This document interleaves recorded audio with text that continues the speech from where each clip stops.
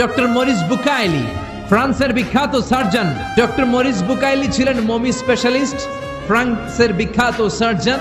1980 সালে মক্কা শহরে একটা এডুকেশন কনফারেন্স হয়েছিল। সেখানে কনফারেন্সে যোগদান করে আরব অনেক শায়েখদের সাথে তিনি পরিচিত হয়েছেন।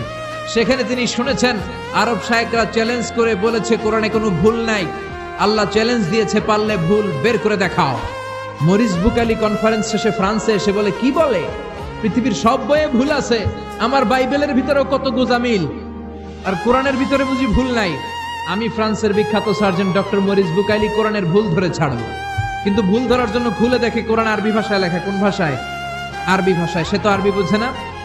ফোন করলো সৌদি আরবের এক প্রফেসরকে যে আমি প্রত্যেক সামারে 2 মাসের ছুটি পাই, প্রতি বছর আমি 2 মাস এসে আরবি শিখতে চাই। সৌদি শায়েখ ভাবছে কোরআন বোঝার জন্য, আসলে বোঝার জন্য না, শিখতে চায় কেন?